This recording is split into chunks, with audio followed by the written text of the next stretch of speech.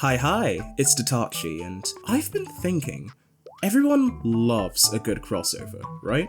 Like, it goes without saying, but something in people's brains just activates when two things that aren't usually supposed to be together are smushed on the same screen.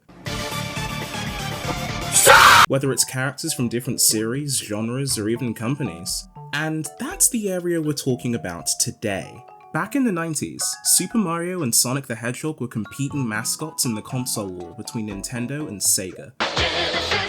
Get Joe Montana free, Pat Riley free, Buster Douglas free, Super Monaco GP free, or Collins free. What Nintendo? Which may or may not have ended up with Sonic dead in the water, but this isn't about that. The point is that these two very different characters have been pitted against each other throughout many of our lives. And there was always one question in the back of many kids' minds. What if these two had to team up? Enter Super Mario Bros. Z.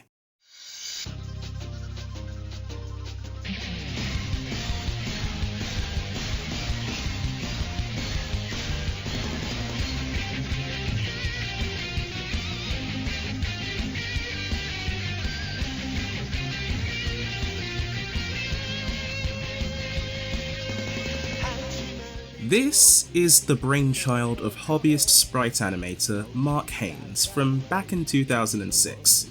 The easiest way to describe it is as a fan-made shonen anime made in Flash that pulls elements from the canons of both Mario and Sonic, blending them together while injecting the DNA of Dragon Ball fucking Z for this bizarre cocktail of ideas that somehow just works.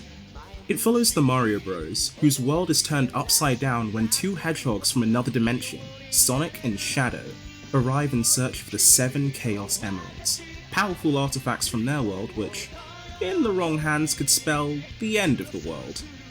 As such, these unlikely allies come together to gather them all before they can be used for evil. Of course, it can't be that simple, with all sorts of foes and threats from Mario and Sonic's worlds alike trying to get in their way. This setup is a really fun way to pull all sorts of characters from the canons of these two series, and it's just one of those things that shows you how much Mark Haynes cares about these worlds. And these characters really are drawn from every game imaginable.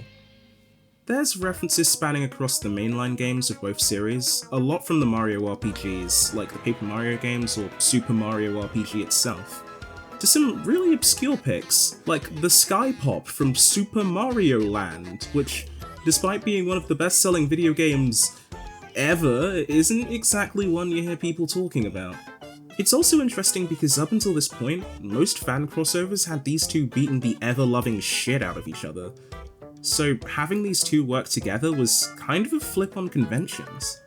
And in the same way this series pulls together characters and ideas from both series, artistically, it draws together the sprite work of many different games. The idea of sprite animation wasn't anything super new for the time, especially with these characters. Rise of the Mushroom Kingdom, Sonic's Quest for Power, and Sonic Final Fantasy all animated these characters by using Flash to bring them all to life, which all served as inspiration for this series. That being said, Haynes pulled off some really impressive stuff with this, and once again, all in Flash too. Seeing Haynes simulate 3D by manipulating sprites will never not be impressive to me, and especially for the time it was made. Despite the properties that Super Mario Bros. Z is based off of, its tone is on the darker side, giving the series some edge and a unique identity. The stakes for the series are set up immediately. Sonic's world and friends were destroyed by the series' main antagonist, the evil Mecha Sonic, with the power of the 7 Chaos Emeralds. This is already a grim situation. Even if Sonic or Shadow make it back home, they're going to return to a world that is dark, cold, and where none of their friends or family continue to live. But on top of that, you need to understand that Mecha Sonic is terrifying. Every battle with Mecha Sonic ends up as this desperate struggle for survival, even without the Chaos Emeralds involved. And this show goes out of its way to make sure his presence is felt in every scene he's in. We know what he did to Sonic's world, and to get what he wants, as an audience we know he'd do it again. The source material of both series would certainly try to set up a threat on this scale, but would never actually go through with it. But because this is a fan work, they could actually do it. Super Mario Bros. Z isn't shy from some genuine carnage being dealt to the world, and that always kept me on the edge of my seat. It's for all these reasons, the animation, premise, and clear homage to Dragon Ball Z, that made the series incredibly popular in the sprite animating community. Hell, it even got praised by Tom Fulp, you know, Newgrounds' founder, the Pico school guy. This is his fault. As for how the story itself is handled, it's very fanficky. I mean, it basically is one, but some of the dialogue is pretty jank, and some of the characters can feel a little off. I think Shadow is probably the most noticeable case of this. From the moment he's introduced, his main priority is to reclaim the Chaos Emeralds and destroy Mecha Sonic. He is totally at odds with Sonic's more regular feel-good and cocky tone, and while Sonic wants to try doing things while seeking aid from and helping the Mushroom Kingdom, Shadow wants to do things as quickly and efficiently as possible, even at the detriment of the people living here. This is all well and good, and I think makes for good drama, but my issue with Shadow's characterization is that it kinda goes back on the direction his whole arc and his first and technically main game is about. The people on that planet, kill them! Plus, he's just super hot-headed. He feels more like a character like Knuckles at points. They do end up addressing this later and giving an in-universe reason for this, that being what Mecha Sonic did to Rouge, but it feels a little distracting up to that point. But who gives a shit about this black hedgehog? He's already used to being mischaracterized. Let's talk about the real GOAT. My boy Luigi gets done dirty in this show.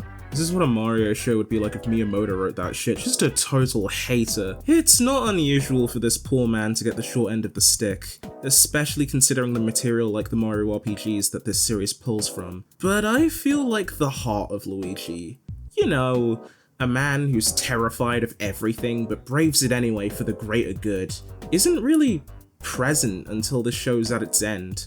And now that I think about it, how does this all end?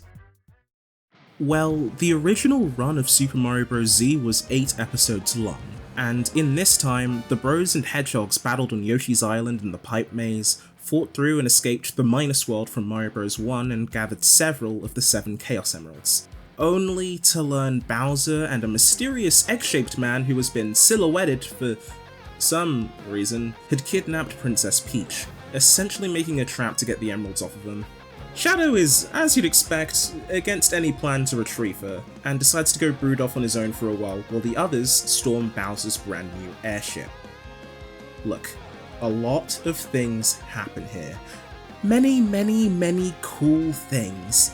Like, I'm dragging this out so I can show these battles on screen. Like, look at this, and that. Ooh, and that too!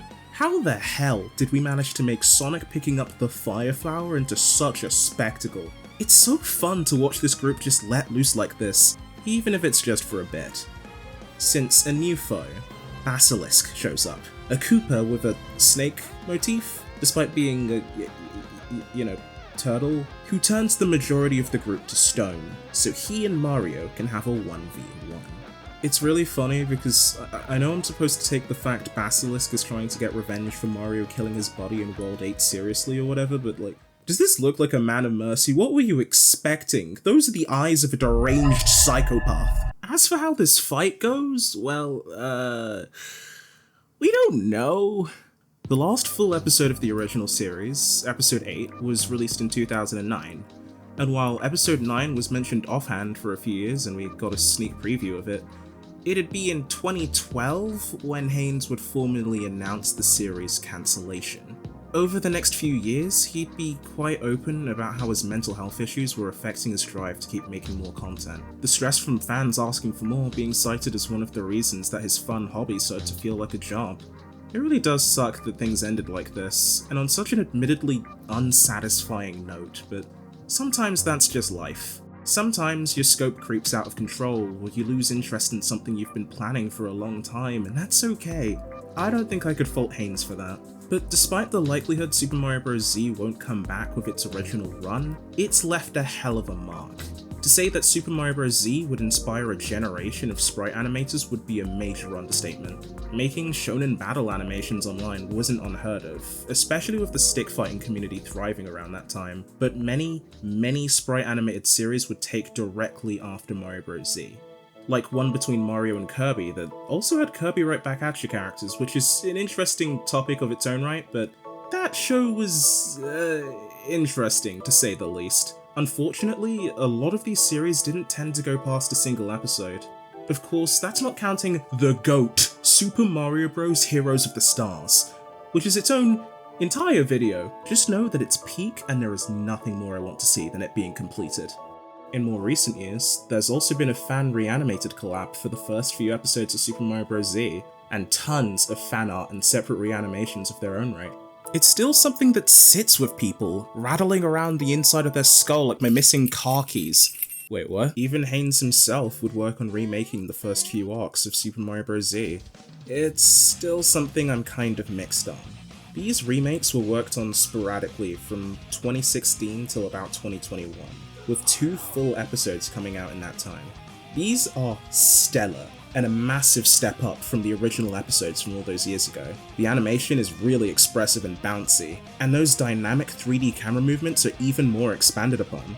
It feels a lot less like I'm watching a sprite animation and just straight up like I'm watching an anime, with stuff like the revamped intro, outro, and eye catches really helping. Visually, it's an improvement in all the ways you'd expect. Much better animated effects, more up-to-date sprites, and even some original ones.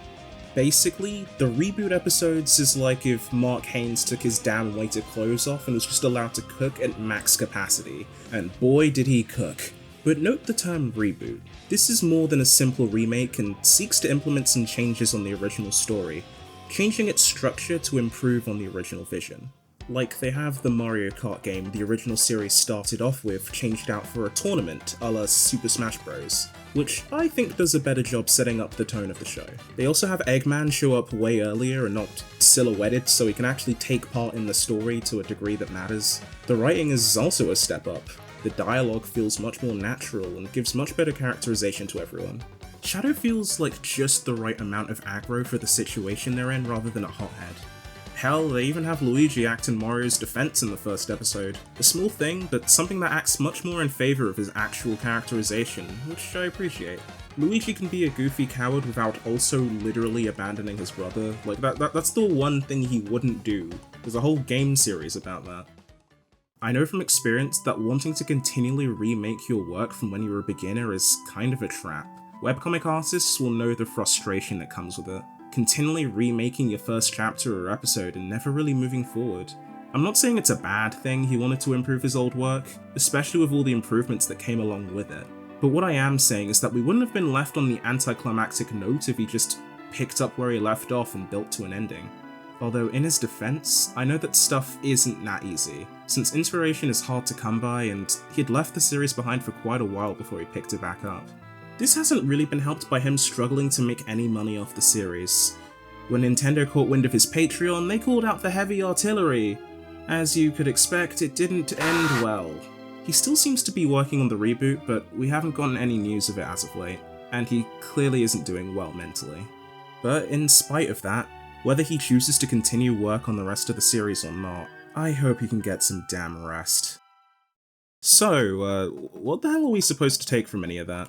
I mean, the usual stuff we learn from fan art, right? You know, the power of creativity, of reverence for a property, and how an audience can affect how a creator makes their work.